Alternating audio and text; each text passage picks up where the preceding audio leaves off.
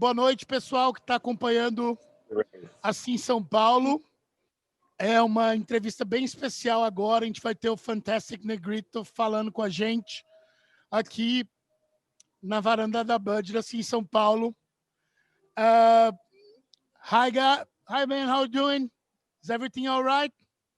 Everything's good. Oi, obrigado. Everything is great. It's really great to see you again. We met each other at the Cine Joia concert before the pandemic, and it's great to have you here, at least digitally, in São Paulo. So thank you.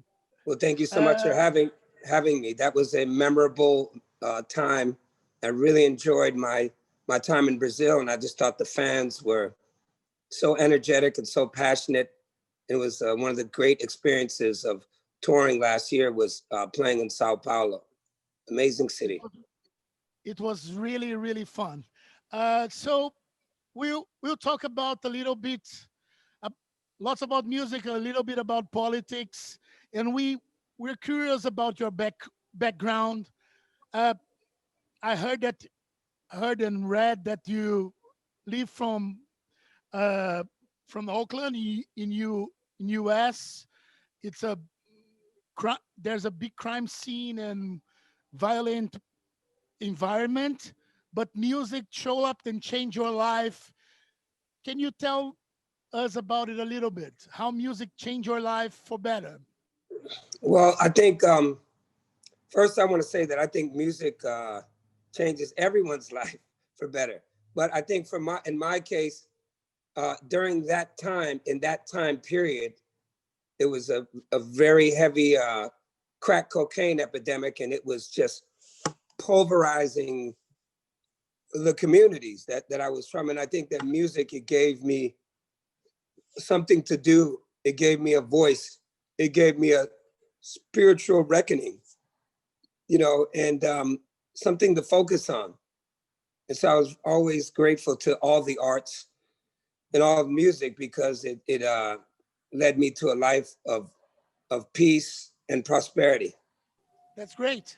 Great to listen to it. In 2007, you have a career before, but you stopped for a while, not a while, about 7 years. Then in 2014, you came back with some huge success. You got a Grammy. Why did you stop for so long, and how you feel now from this past, since 2014 to now? Well, I think, in 2014 that I had the idea to play music again, but this time I was older, past my prime. And, I don't want to play the music that's so genre specific. That's like my least favorite thing in the world. It's like, hey, play this music, all that sounds the same. And I wasn't interested in that. And I think upon discovering that, I found that the music, business wasn't interested in me either. So I just thought, well, I want to let people decide. So in around 2014, the success didn't come right away. I started playing on the streets, and I felt extremely liberated.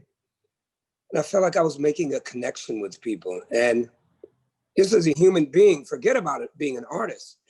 I think as a human being, for our mental survival and our, our emotional health, that to make the connection with another person is, I feel like that's the paramount of our existence. So I did that. Then in 2015, I won the NPR Tiny Desk Contest, and that was my first success. It was 7,000 contestants, and I just, sent them my old crazy video. And then I would say I put out a record in 2016. That's when I really got success, won the first Grammy. And, I didn't really think that much of the Grammys, I just thought, well, wait a minute, David Bowie, he didn't win a Grammy until he was dead. And so, while the Grammy is nice, I didn't mark that as, oh my God, I have a Grammy. I don't even keep my Grammys, I just pack them away in a box, and it feels liberating. It feels great to know that you can't let the society determine where you're going. You can't let someone who sits in a very high position and they have some repressed fantasy about you, but you can't live their fantasy. You have to live your dream. And if you can see it, if you can envision your dream, then it can happen. And don't listen to people, because everyone told me no. They say I was too old. My music, they say, well, it feels like blues, but then it feels like rock. It's kind of soulful, but then it feels like blues. Well, it's kind of funky, but it feels like rock. And then it feels like folk, and we don't know what to do. I just cut those people out, and I went right to the train station, to the donut shop, to people getting off work, and I let them decide. That's great. That's the power of the music. So the Yeah. power of the music doesn't matter what kind of music you play, how old you are. You can use that power to change people's life. That's it. Um, that's great.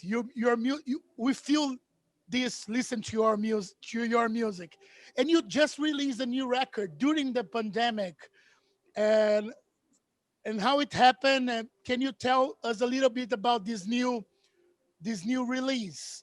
Couple Yeah. of months ago. Yeah.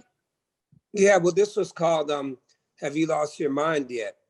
And I thought it was very appropriate for what we're going through. Have you lost your mind yet? And I think this one had to do a lot with mental health and how do we respond to crisis? How do we respond to trauma? And how do we respond to the world that we live in that sometimes beats us up? How do we react to a society that is not fair to us? And we live in this world of the internet, which there's so many truths, there's such duplicity. And I think that it's can be very destructive mentally. And I really wanted to write about that, and just like the people in my life and how this affects them. I was in a funkier mood. And the last album, I like all my albums to be very different from the last. And that's how I take this one. Have you lost your mind yet? Funkier mood. I was in a much funkier mood than the last album. It's really funky, and it sounds really cool. It's a great record. It's good. In Brazil, we're we pay a lot of attention about U.S. elections, and we saw that you supported Bernie Sanders in the beginning. And how does it happen? How do you get in touch, and why, and how do you supported Bernie in U.S.? Well, I try to always stay on the side of love. In this world, there's a side of hate, there's a side of love. I try to stay on the side of love. I try to remain in the tribe of people who have love in their hearts. When I see, this extreme neo-fascist, right-wing kind of ideology, and this dogmatic philosophy that's not preaching love, they're not talking about inclusion, and they're very mean, and they're preaching bad things and encouraging people to, commit violence and guns and hate groups and neo-Nazis. And hey, if neo-Nazis, the KKK, and the hate groups like you, then I don't like you. And those guys like Trump. So I figured they must be seeing something in Trump. They didn't like Bernie. They didn't like Biden. Listen, I know that no politician is going to save you. To me, the politicians are all full of shit. Sorry. I just have to be honest. I don't believe in Joe Biden. I don't, but I know this. I do have a right to vote. I'm going to vote. And those hate groups don't love Joe Biden. So it makes it very simple for me. It's It very was easy easy. to go, yeah, to go It with was, Sanders or Biden because all these hate groups don't like them. So that's easy. I don't like hate groups. yes. So we love that you don't like hate groups because we hate groups as well. So Yes. it was a pleasure to have you here with us. Uh, Thank you for the great music that you keep on doing, and we expect to see you again up on the stage in Brazil, in Cine Joia, or doing a whole tour in Brazil. It was a pleasure to have you here at Cine São Paulo. Even it's digitally, your music and your message and your love came through us. So thank you. Obrigado. We have just one more question. One more question. Okay. We're asking most of the people that we're interviewing this question: how music can promote social change, in your opinion? Well, I mean, I don't even want to think it's my opinion. I just want to tell you that it's a fact. It's a Is fact. it is a it's not only I mean, you can go back to the beginning of time when people were man doesn't even have the ability to talk, and women we don't even have language. I think we're beating on rocks.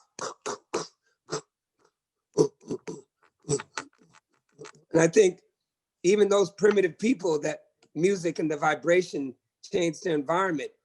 And you can look into the African slave trade. We just listen to the music of Brazil and we still hear that African music. And we listen to the Yes. music of America and all that music from our ancestors. It's with us right now in blues, funk, rock, jazz, hip hop, soul, rhythm, blues, alligator shoes. It's all here with us. So it changes every day, the power. Think back in the 90s, they had all these big hair bands, and then boom, Nirvana came, changed everything. Remember? Think Yes, I before there do. was no hip hop, and then boom, hip hop came, punk music came, jazz music came. All this music is a reflection of a struggle.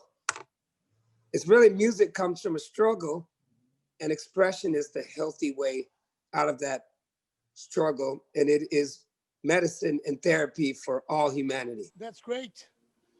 Thank you for your cool music, funk music, and thank you to have you here again. So see you around. Bye Bye bye. bye.